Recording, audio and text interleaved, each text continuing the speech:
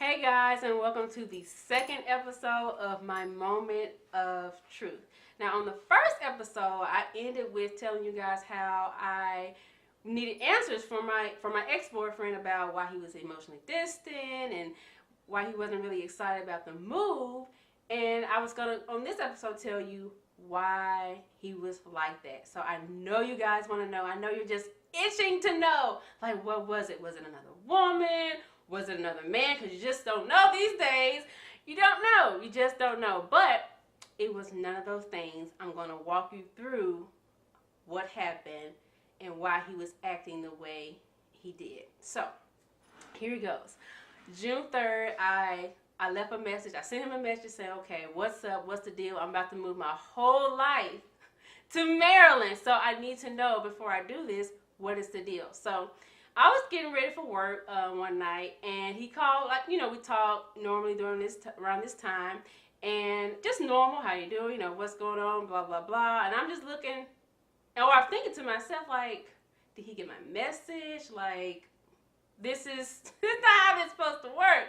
So I asked him, did you get my message? And he was like, yeah. And you know how you take your phone and you look at it like, okay, well, what? This is how I was starting to look, because he said, because I was wondering, well, why didn't you say anything? And he was like, well, I was going to wait till you say something. I was just like, is he serious? I took my phone and said, is he serious? Like, guys, I am very vocal about, I was very vocal in the relationship about, concerns about the relationship and things that I felt was wrong about the relationship. So I talked a lot prior to this conversation about a lot of things. So it was time for him to talk and me to listen about what he needed to tell me and why he was acting the way he did. So I'm getting ready for work, on the way to work, and this is really, it was kind of hard. This is probably the only time we're really going to be able to talk due to both our work schedules. So I was like, I got to have the truth. I didn't know what the truth was going to be, but I was going to get it that night. And so I'm getting ready for work. I'm walking to my car, and he starts talking about, how he can't love me the way that I need or desire. And again, I'm getting ready to crank up my car. I'm in the car. I'm like, what? Is he serious? And I was like, well, why not? And he was just like, well, you need somebody who can treat you real good and different things like that, because he was not being very affectionate, or he just was like in the relationship but not in the relationship. And so I'm still like, is that really what's coming out of his mouth? I'm like so like shocked. I can't believe this is happening. And so I don't even remember the next pieces of the conversation that was said, but as I'm thinking about what he said, I said, you know what? I always question myself. Was I requesting of him what I was supposed to get from God? I would ask myself that all the time, but I wasn't. It kept bothering me. Like, no, he's supposed to be more affectionate than what he is. Like, this is just, something's just not right. So that's why I had to pressure him to give me the truth. And so I'm driving to work, and he starts saying he doesn't feel the same way he felt about me in the beginning relationship. Those romantic type feelings that you have for someone beyond friendship. He didn't have those feelings anymore, and he thought that they would go away. And he said he can manufacture. I will never forget those words. He said he cannot. I won't say I will never forget them, because eventually I do want to forget them. But he said, I can't manufacture the feelings that I had for you in the beginning. And he talked about how I didn't feel the same way about him in the beginning, which was, not fair, because it takes time. I didn't know him. So it takes time to grow, to love somebody. You just, from at least for me, I can't speak for everybody, but I just believe it just takes time to love somebody. And so he said he don't have any feelings for me, those feelings for me anymore, and we should be casual friends. And I was just like, are you serious? Are you serious? And again, I couldn't look at my phone because I'm driving. I remember exactly where I was when he said this, like streetwise and everything. And I was like, is he serious? I just can't believe this. And so I said, you know what? I can't talk to you right now. And I got off the phone. I don't even think I said bye. I just got off the phone and I called one of my friends. She didn't answer. Then I called another friend. And I just went out to this whole crying session. Like, you would have thought that somebody died, but something did die. The relationship died. So that's how I responded. I mean, I don't even remember all I was saying to her, but I know I told her that we broke up. But I was just like devastated, and I was just it was just so much. I'm still driving, y'all, at this point. I'm still talking to her. I'm driving, and I get to the parking lot of my job, and I'm just still talking to her, crying, all this stuff, telling her what happened, what he said, and I don't even remember what she said, but I was just like, oh my gosh. And she was like, you don't need to be at work. You can call your supervisor, say you can't come, call your mom. All of this is going on while I'm in the parking lot at work. And so she prayed for me after I told her everything before we even got off the phone, and she was just like, you're such a good person, Shamel, and all of that, which I always hear. But, at this point, you're like, I'm such a good person, but this happened. That's what you're thinking. But she was being just being kind, trying to be encouraging and comforting, which I do appreciate. I appreciate everyone that has been there for me. And so I hung up from her, called my mom, and I'm just like in distraught. I'm just everywhere. And she thought that I was in a car accident or something, but I wasn't. And so because I was just so just hurt by what he said. And so, she was like, you're strong, you have a lot of faith, you're strong, you can do this. At least he told you before you moved all the way up there, which, is the bright side to the whole thing. But in the end, I was still hurt when it all said and done. No matter when he told me or, how he told me, I still was hurt. So I got off the phone with my mom.